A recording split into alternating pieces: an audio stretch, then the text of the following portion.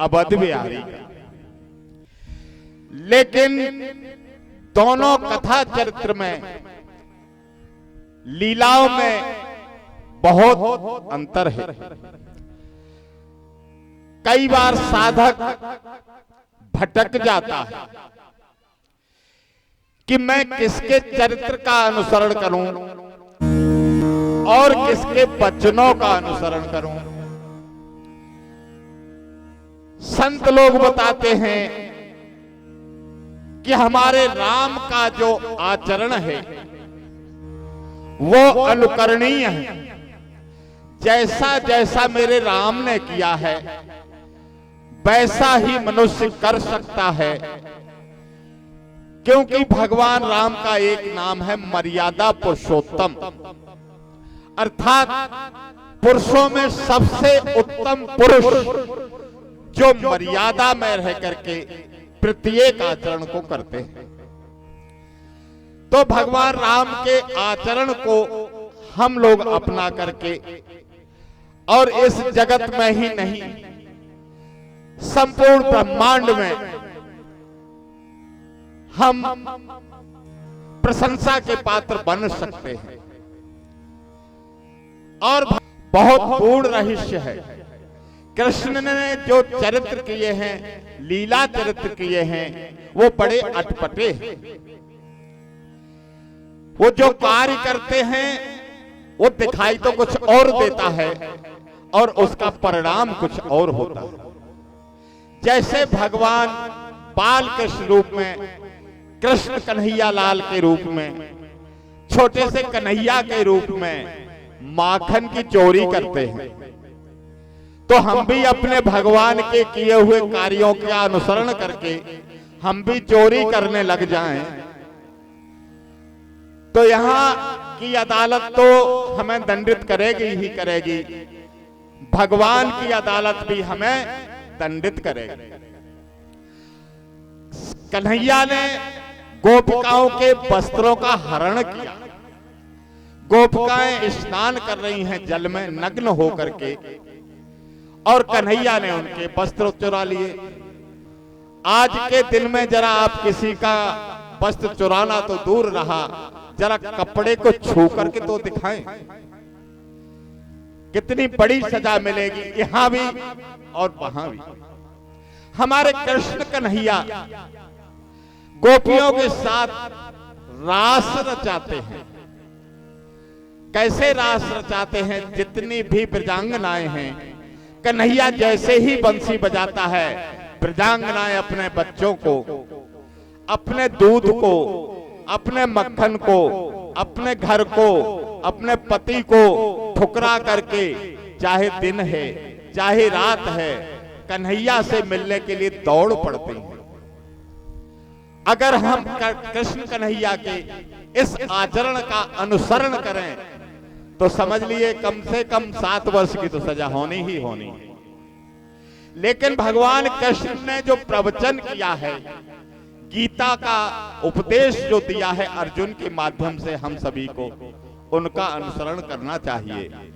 जिस गीता ज्ञान गंगा को हमारे आदरणीय व्यासपीठ से गीता के शब्दों को भी बोलते हैं, वेदों के शब्दों को भी बोलते हैं, और रामचरितमानस तो उनका प्राण ही है।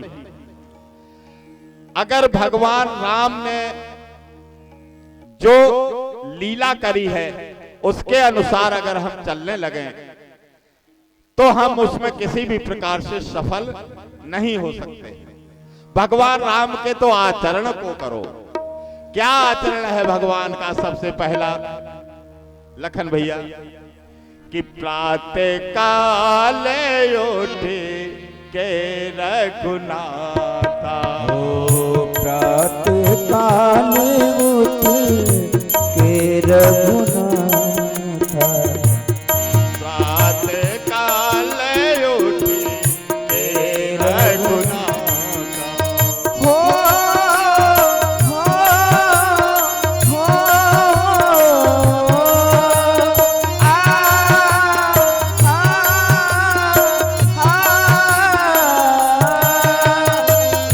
प्रातः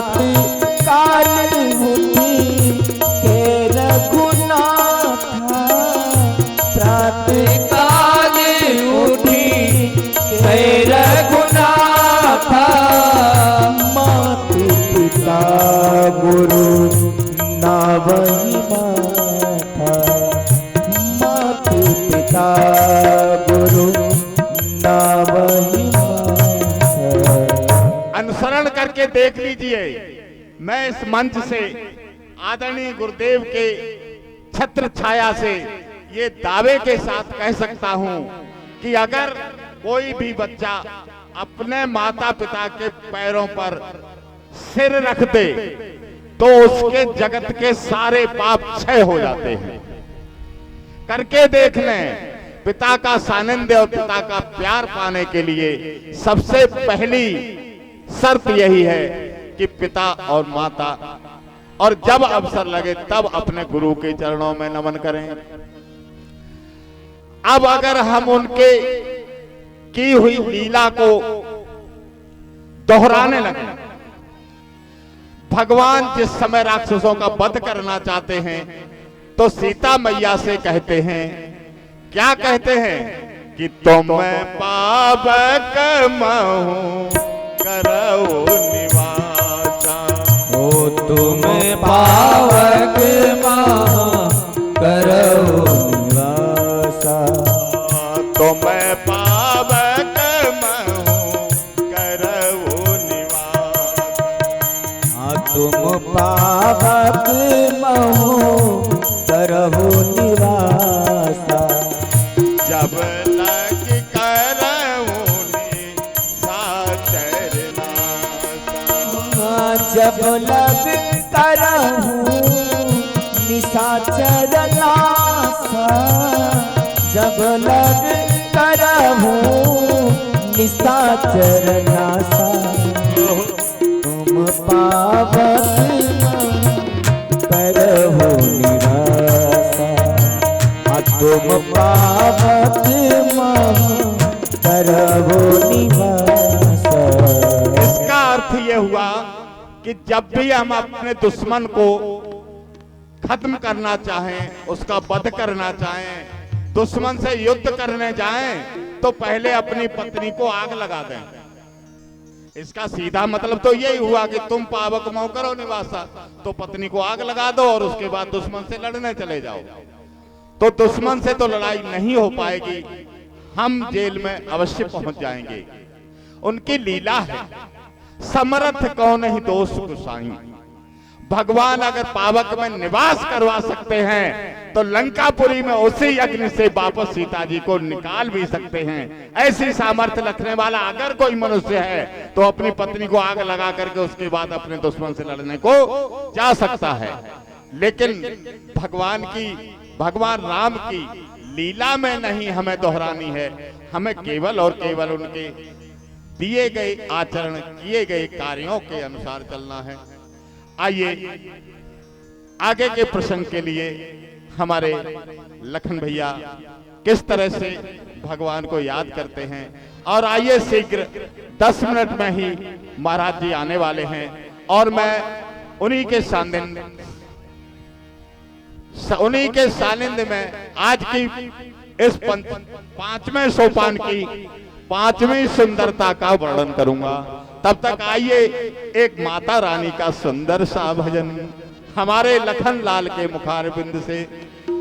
और आज बहुत सारी सूचनाएं प्रसारित की जाएंगी, जो मौके पर होगा वो प्राप्त करेगा, जो मौके पर नहीं होगा वो ऐसे ही रह जाएगा। तो शीघ्र आप लोग कथा पंडाल में पहुंचने का प्रयास करें। बोले अपने अपने माता पिता की